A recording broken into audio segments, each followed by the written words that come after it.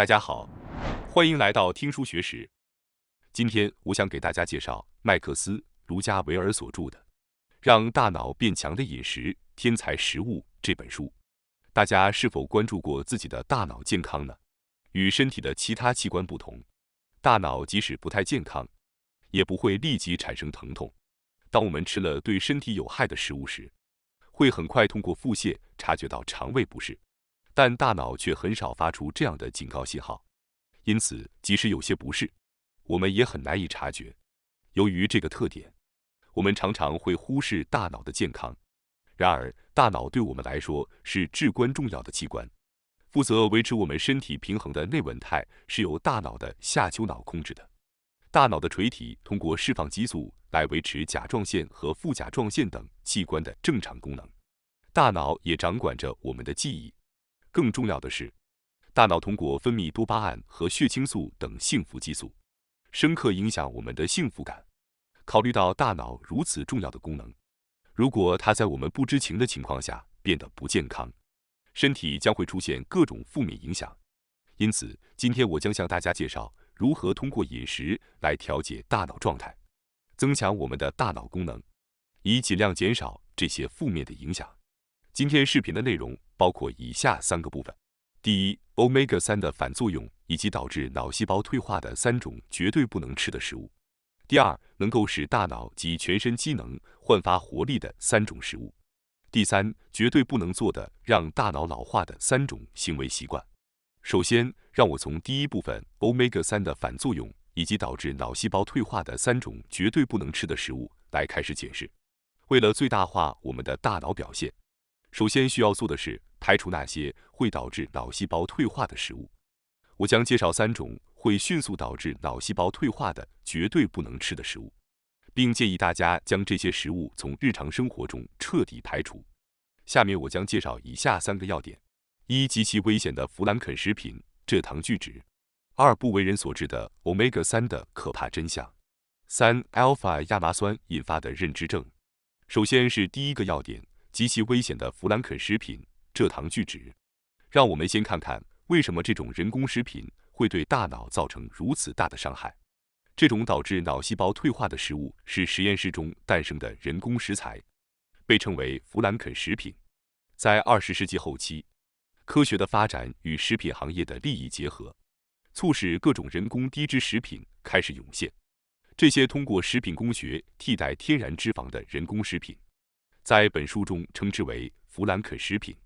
其中最危险的一种是90年代后期出现的蔗糖聚酯。许多人对蔗糖聚酯这个名字可能不太熟悉，但它通常用于薯片等油炸食品。当这种物质首次被推出时，许多人称其为梦幻般的发明，因为作为脂肪的替代品，蔗糖聚酯在人体内无法被消化吸收，被认为是一种奇迹般的油。然而，这种奇迹般的油并不是没有代价的。研究发现，蔗糖聚酯会导致剧烈的腹痛、胀气以及难以控制的突发性排便。这种弗兰肯食品不仅对身体有害，对大脑也有重大影响。因为我们的大脑主要由脂肪组成，摄入的油脂的类型会直接影响到大脑的健康。简而言之，吃菜籽油的人，他们的大脑会由菜籽油中的油脂组成；而吃蔗糖聚酯的人，他们的大脑则会像蔗糖聚酯一样，会导致各种健康问题。这样的大脑显然不能正常运作。薯片可能会对您的大脑产生不良的影响。如果您一边吃着薯片，一边看着这个视频的话，请您立即停止食用，回归到健康的世界中来。接下来是第2个要点，不为人所知的 Omega-3的可怕真相。第2种会导致脑细胞退化的食物可能会让熟悉健康信息的朋友们感到意外，那就是多元不饱和脂肪酸。在我们从饮食中摄取的脂肪酸中，主要有2种：不饱和脂肪酸和饱和脂肪酸。大家都知道，黄油等饱和脂肪酸对身体有害，而 Omega-3等不饱和脂肪酸则被认为对我们的身体有益。然而，最近的研究发现，多元不饱和脂肪酸在某些情况下对我们的脑部健康有着负面影响。在不饱和脂肪酸中，知名的 Omega-3 和 Omega-6 对我们的健康至关重要，但我们的人体无法自行合成，必须从食物中摄取。Omega-3 中的 EPA 和 DHA， 尤其是 DHA， 对构成我们的脑部结构至关重要。许多人可能通过补充剂来摄取这些脂肪酸，但这些补充剂可能并不像看起来的那样健康。这是因为多元不饱和脂肪酸在化学上十分不稳定，非常容易氧化。氧化就是物质生锈的过程，就像外面的铁钉会生锈一样。我们的细胞如果不加以保护，也会老化。更可怕的是，一旦细胞氧化，它们会生成高氧化性的自由基，进一步氧化周围的细胞，形成连锁反应。因此，在本书中，作者称氧化后的多元不饱和脂肪酸为僵尸分子，因为它们会像僵尸一样不断增加。如果你使用的是质量不佳的廉价补充剂，胶囊中的 DHA 可能已经完全氧化了。氧化的多元不饱和脂肪酸会产生醛类物质，这种物质可能与阿尔茨海默病患者大脑中的斑块有关，对大脑中的线粒体也有强烈的毒性。然而，未被氧化的 Omega-3 脂肪酸却对健康至关重要。那么，如何在不被氧化的情况下摄取多元不饱和脂肪酸呢？作者建议我们应该尽量摄取新鲜的青鱼。除了鱼类外，放养的鸡和草饲牛肉中也含有 Omega-3。如果您不喜欢吃鱼的话，也可以尝试这些食物。接下来是第3个要点 ，alpha 亚麻酸引发的认知症。alpha 亚麻酸主要存在于亚麻籽油等植物中，因其含量丰富而闻名，最近也备受人们的关注。不过，根据本书提供的最新研究显示，中老年人摄入过多的 alpha 亚麻酸可能会增加患阿尔茨海默病和抑郁症的风险。实际上，即使我们通过饮食摄入 alpha 亚麻酸，它也无法在人体内直接利用。alpha 亚麻酸需要转化为 DHA 和 EPA 才能发挥其作用，但这一转化过程效率低下，而且随着年龄增长，效率还会进一步下降。研究表明，即使是健康的年轻男性，alpha 亚麻酸转化为 EPA 的效率也仅约为 8%， 转化为 DHA 的效率则更低，仅为 0% 到 4%。这意味着，即使年轻健康的男性摄入大量亚麻籽油，脑内的 DHA 含量也可能不会增加。对于中老年人来说，转化效率会更低，而女性的转化率比男性高出 2.5 倍左右。但即便如此，也只有约 20% 左右。此外，女性的转化效率会随着绝经的到来而急剧下降，这也是绝经后女性认知症风险增加的原因之一。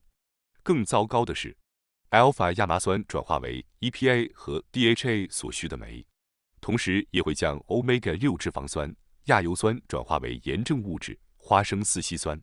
虽然增加这些酶的活性能够提高 alpha 亚麻酸的转化率，但也会导致更多的炎症物质生成，加速细胞的老化。尽管如此，本书并未完全否定 alpha 亚麻酸的摄入必要性，而是建议在摄取富含高质量 DHA 和 EPA 的天然鱼类的同时，适量摄入含有 alpha 亚麻酸的天然食品，如亚麻籽油。接下来是第2部分，能够使大脑及全身机能焕发活力的3种食物。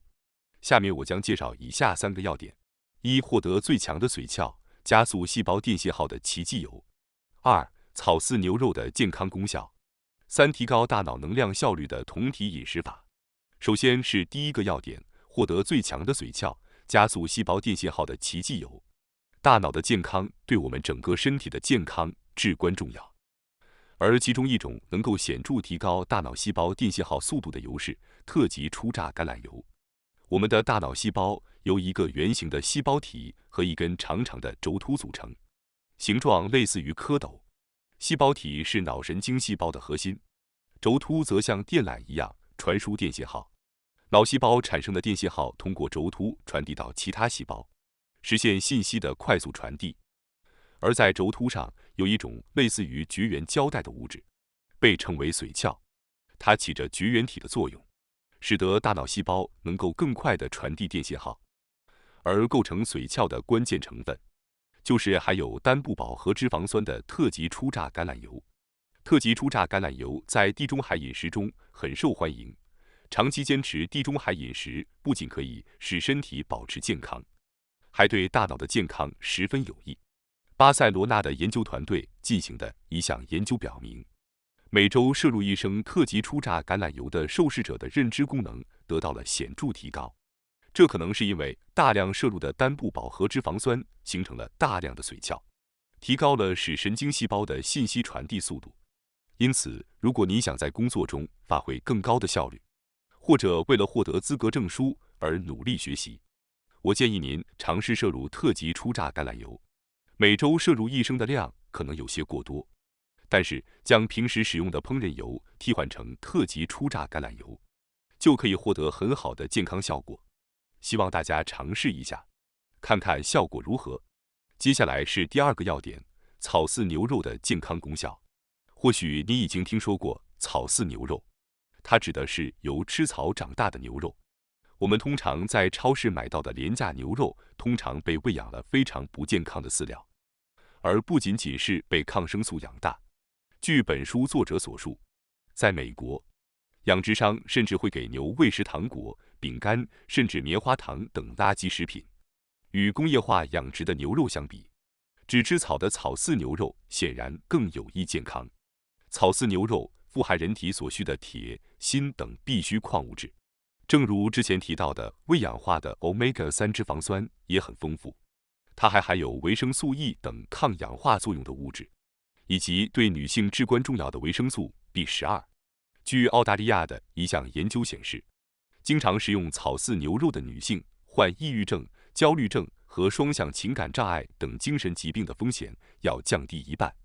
另外，根据一项针对肯尼亚儿童的研究表明，经常食用草饲牛肉的孩子在身体的认知和行为方面会表现出更好的能力。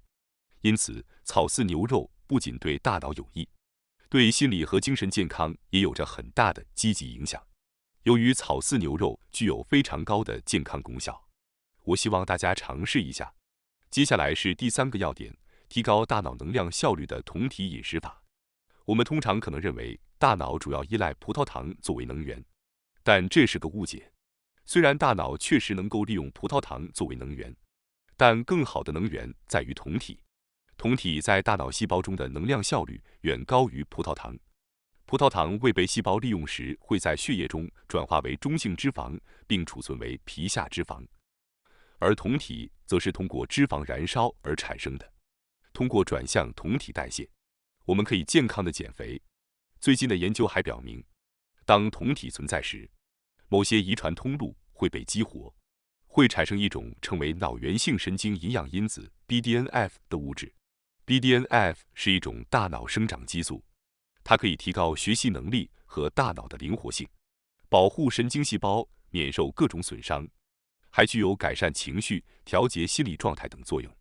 此外，酮体相对于葡萄糖还能够增加约40%的血液流量，所以从各方面综合来看，酮体对大脑的能源供应更加有益。那么，我们如何才能让身体使用酮体而不是葡萄糖作为能源呢？实际上，这个方法非常简单，只需不吃早餐即可。要让身体进入酮体代谢状态，需要保持16小时的进食状态。当然，不吃早餐的话，有些人可能会感到没精神。如果是这样的话，提前吃晚餐也是一个有效的方法。根据伊利诺伊州立大学的最新研究，下午2点后停止进食的被试者发现，其体内的酮体含量明显增加。此外，间歇性低卡路里饮食等方法也被证明是有效的。进食不仅可以使身体进入酮体代谢状态，还可以启动自噬作用，清除体内的老化物质，焕发青春活力。如果您仍然每天吃3餐，那对您的健康来说是绝对不利的。希望大家尝试一下不吃早餐，亲身体验酮体代谢和自噬作用的神奇效果。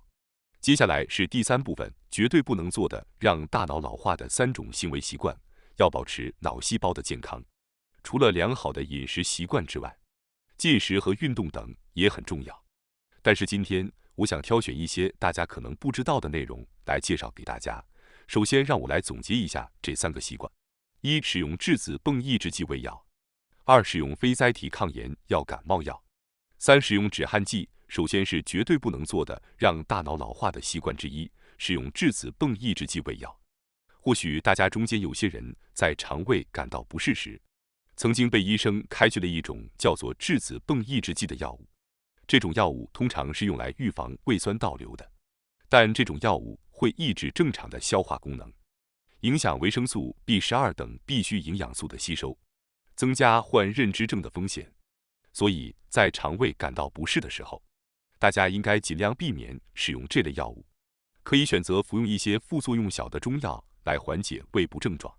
接下来是绝对不能做的让大脑老化的习惯之二，使用非甾体抗炎药感冒药。大家可能听说过非甾体抗炎药这种感冒药，它通过攻击细胞内线粒体产生活性氧化物，从而导致细胞氧化、老化。因此，建议大家尽量避免服用这种药物。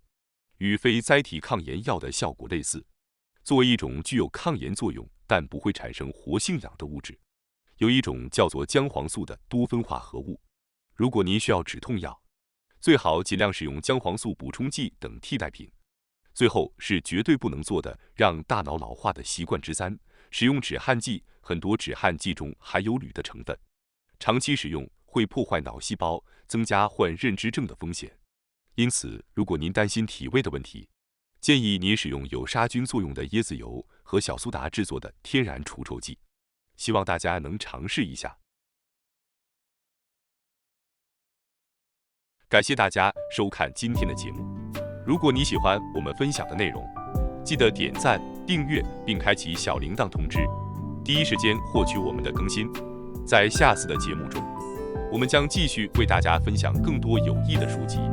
再次感谢大家的支持，我们下期再见。